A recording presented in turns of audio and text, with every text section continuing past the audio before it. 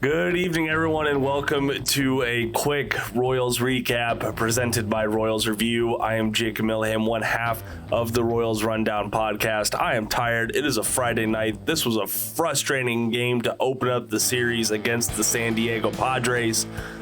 But if you want a little bit more level-headed Royals coverage, place to go for that is royalsreview.com. You can also follow them on Facebook, X, and Threads at the same name. That is Royals Review.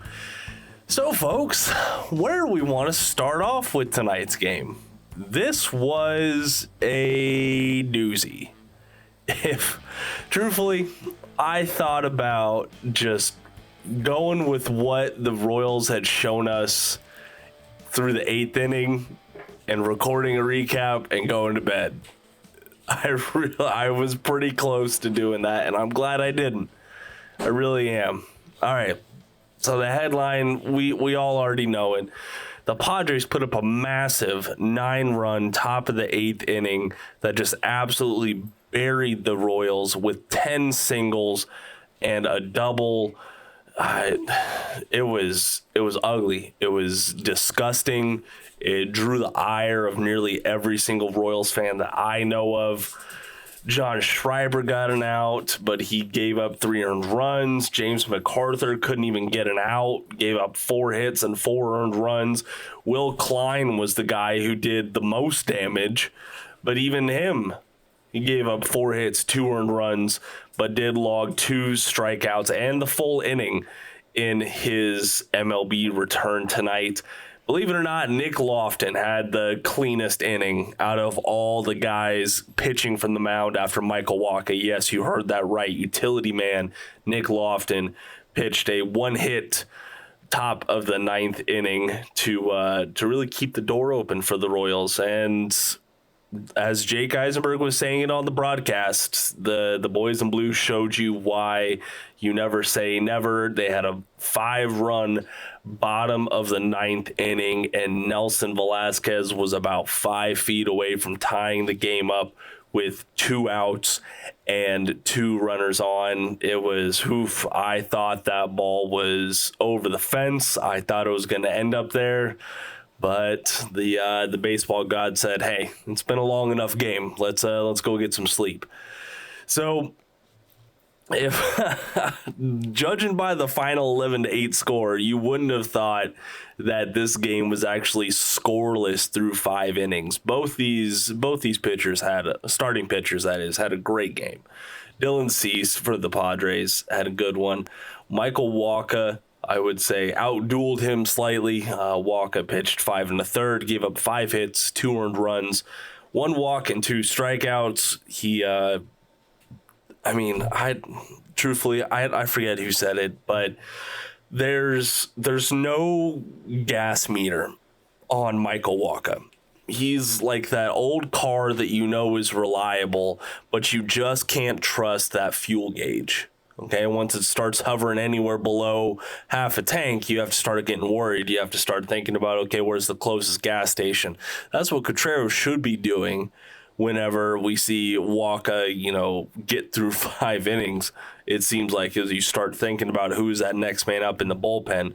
Luckily, Angel Zerpa came in and pitched 1 1/3 innings, closed out Wacha's top of the 6th it was? Yeah, top of the 6th. Honestly, Angel Zerpa is my Royals reliever for the month of May, and he did great at what he needed to do, but we just saw tonight why the Royals desperately need bullpen help.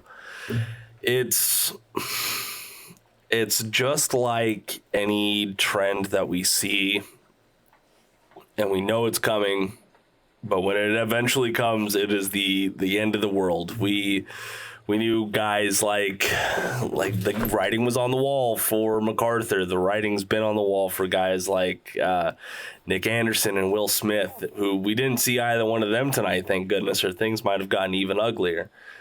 The Royals need some help in the bullpen. I get it. They called up Will Klein today when they sent out Daniel Lynch IV. I don't know how many more internal options remain in this organization to give them immediate surefire help, but they need to start exploring some stuff. Okay, this month of May really exposed how much this bullpen lags behind their MLB peers, and we saw it tonight. The bats can be alive, the starting pitching can do its job, but the bullpen can erase all of that in an instant. And that instant tonight was the top of the 8th inning. So I'm going to go ahead and get on out of here. No post game tonight because I'm thinking that Q and the guys are just want to go hit the showers and regroup for tomorrow. So why don't we go ahead and get to some of your Spotify Q&A responses. As always, go over to Spotify, listen to us there, and you can interact with our polls and our questions and answers. And let's see what we got from the May 30th Royals recap. After each recap, I just ask, what do you think about the game? Christopher says, we need an all-star reliever, and Jorge Lopez is available. Yes, I would not. If you would have told me back in 2020 that we were chomping at the bit to have Jorge Lopez back in Kansas City, I would not have believed you. But the man who is currently on the Mets, made headlines in all the wrong ways this past week, is definitely available from that team, and maybe he could be had for a bargain. We've got to evaluate all options at this point. And Christopher Palmer says, can we end whatever curse is on the Royals when they play in Minnesota? I'm confident they will bounce back at home against the Padres. Bad series happen. Time to bring on the home cooking. Go Royals. And yeah, the Royals right now, they're sitting at 21-9 in Kauffman Stadium. That is an amazing record, a huge turnaround from where they were at this point last year. I think heading into tonight, they were 21-8, and through 29 games last season, they were 8-21 in Kauffman Stadium. So they've just turned it around on the head, and hopefully they can still salvage the series against San Diego before they head on the road once again. So Christopher, yeah, there's just some sort of curse whenever the Royals go up to Target Field. I don't know what it is. Maybe it's the hotel, maybe it's the cooking. I can tell you what it is, but I would like some detective work to figure out what the hell it is. Thanks y'all for joining me tonight. I'm hoping that I'm coming to you tomorrow with a happier tone, talking about a Royals win over the San Diego Padres. Alec Marsh should be taking the mound tomorrow. I say should instead of will because, Brady Singer taught me better this past week. All right, y'all, I'm going to go ahead and hit the sack. Thank you for joining me tonight on Royals Recap, and until next time, go Royals.